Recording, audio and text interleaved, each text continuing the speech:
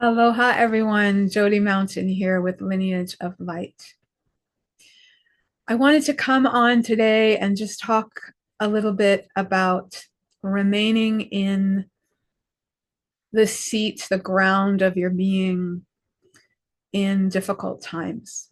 And I know that for many people, for a lot of the world right now, this is a difficult time. There are difficult things happening, unexpected things, tragic things.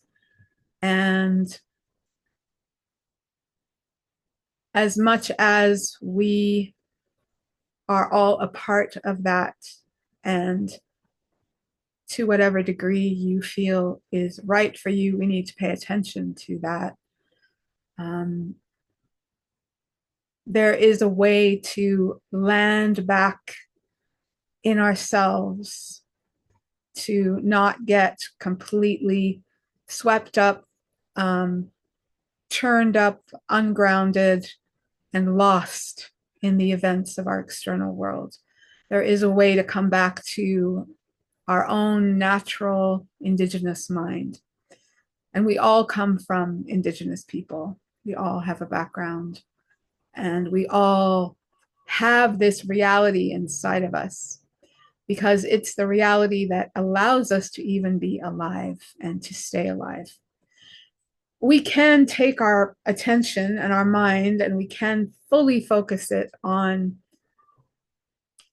external events of our personal lives, of the global life of the planet, of the political life, of what's going on, what's affecting everyone right now. And in that way, we lose sight of our natural selves. But it doesn't mean that our natural selves go away. It just means that it's a bit neglected, but it is always there to come back to. So no matter how spun out you feel,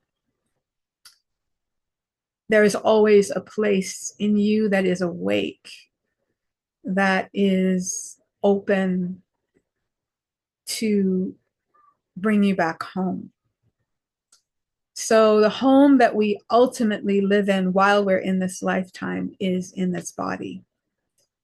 And this body is alive because it is being met, I think, probably trillions of times per second in different ways by spirit. It's being animated by the life force itself. It's being animated by creation. So, us human beings, as a direct link to creation, is often forgotten. Our attention so goes out to um, our work, our family, um, our relationships, our political life, the events in our community. If something's happening, we have to show up. And all of those things potentially are wonderful things, but to lose sight of who you are as creation means that you have lost a place to come from that is truly helpful in this world. It doesn't help anybody to be completely spun out on the events of life and to be lost in the external events. And it really just boils down to identity. So if we identify ourselves completely with the outside, we will be disappointed over and over again because the outside is going to change, whether it's the microcosm of our tiny lives or the macrocosm of the life of our country or the life of our society or our culture. Things are going to happen that are going to be undulating.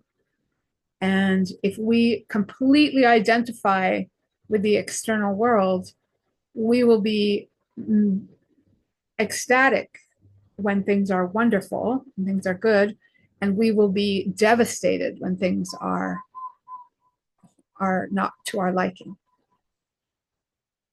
So how do we avoid that rise and fall of emotional roller coaster? We come back to that connection of creation itself in the body. This doesn't have to be complicated. It can be just this moment right now, being aware and feeling, more importantly, the sensations in the body, the movement of the breath, the internal flow of our rhythms. All of that is the same breathing, the same connection that all of life has with life itself. We are literally breathing this universe. And you could say we are the universe breathing. So just remembering that is helpful, can be helpful. And then taking the time to actually be with that, be with yourself, be with your cellular being, your cellular consciousness, anywhere that you are. Doesn't mean that you have to do a physical practice. If you can do a physical practice and keep your attention in the body, even better.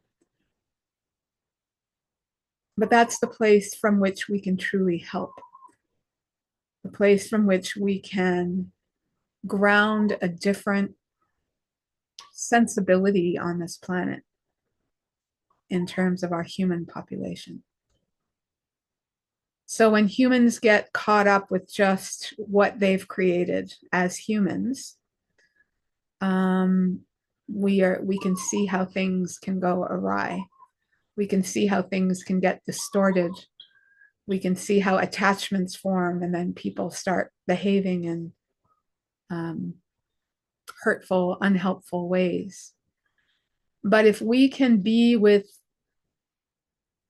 what creation has provided, or what creation is creating through us, then we can manifest much more whole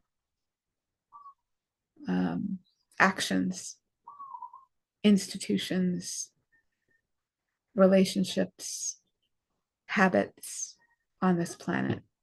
And that is where we can truly be helpful. So I hope that helps in these wild times. It's also the process, or a process, that we go through in the retreats and trainings of Lineage of Light workshops, which are experiential trainings in this pathway of Keala Hōkū, the pathway to the stars, which was brought to me through my teacher, Kahu Abraham Kawai.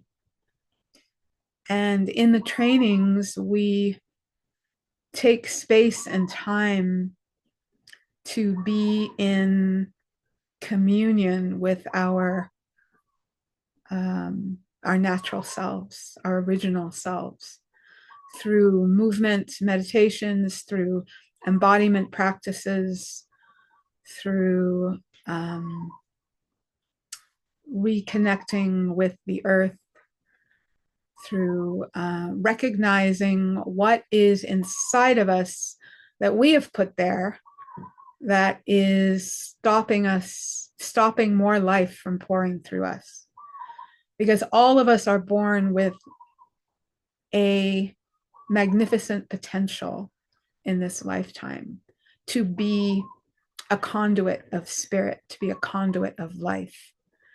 And along the way, we place belief systems. Oh, I can't do that. Oh, I'm not good at that. Or that would never happen for me.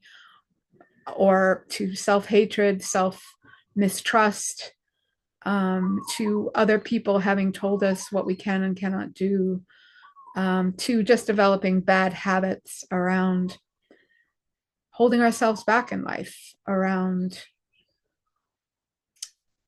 not feeling good enough. And as we get to see each of these very individual manifestations of blockages that arise, we get to see them right up close and personal in the retreats. And we get to move through them in a new way with new ancient navigation. So in other words, we get to meet and then start to move with the energy of these blockages, turning the energy of these blockages into motion, into forward motion in our lives. So if you are a person who is looking for a real way to transform, so it's not an imaginary, it's not affirmations, or not that there's anything wrong with those things. There can be some very good, helpful affirmations. So I'm not trying to put down any other form of work, but what I'm saying is, if you want an embodied transmutation of all that you are, so taking everything that has happened to you and allowing it to be moved with life, by life, into a blossoming that then remains in your experience of yourself. Because this work is, we participate in it through the body, it never leaves. Whatever transmutation happens is a permanent transmutation, ready for more, always. And so if you're ready for something like that, you don't have to be interested in massage, although learning the art of ancient lomi lomi is part of our retreats. But if you're not interested in the massage, it becomes just another way to find the presence in your body. We do lots of different practices, and the ancient lomi lomi is just one of them. In other words, the main focus of the work and the main intent of the work is to come into coherence with ourselves, with our emotions, memories, thoughts, behaviors, habits, patterns, which as we grow up kind of can get to be all over the place. Some of them are habits and patterns and emotions and thoughts that we want. Some of it are those things which we think are unhelpful or we don't want. And so we become this kind of mishmash of the good stuff and the bad stuff, or the things I want, the things I don't want. And what if we could embrace the whole? And what if we could come into coherence with every part of who we are and use that as an offering to life and allow more of life to pour through us and into the world? That is the journey that we embark on in these retreats. There are 3 retreats coming up, 4 retreats coming up this year in 2026 that welcome new participants. Some of the retreats you can only come to if you've already been to one. But there are 4 upcoming retreats, one in Maui in March, one in Ireland in May and June, early June, one in Switzerland in June, and one in Vermont in September. So I invite you to check out the website, lineageoflight.com, and feel into yourself and see if that is right for you. See if you feel a resonance with the work. And if you're ready to step into the unknown, we are here in that container. And hope to see you if it's right. Okay, everyone. Thank you for joining me today and for listening and for doing the work of returning to source in yourself. And allowing that to touch every aspect of your world. I think it's the work that is called for right now, especially in dire times. So I thank you and I applaud you, and wishing you well. Aloha.